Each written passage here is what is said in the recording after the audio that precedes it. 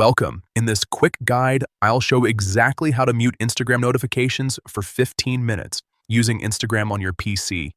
This is perfect if you need a short break without completely turning notifications off. Let's get started. First, open your browser and go to Instagram Web. Log into your account if you're not already signed in. Once you're on your Instagram home screen, look down at the bottom left corner. You'll see the three horizontal lines.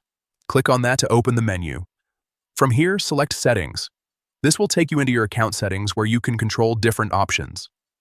Now, inside Settings, find and click on Notifications.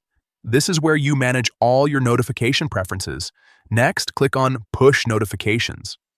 This section lets you control how and when Instagram sends you alerts. At the very top, you'll see an option called Pause All. Go ahead and enable it. As soon as you turn it on, Instagram will give you several time options. Choose 15 minutes, and that's it.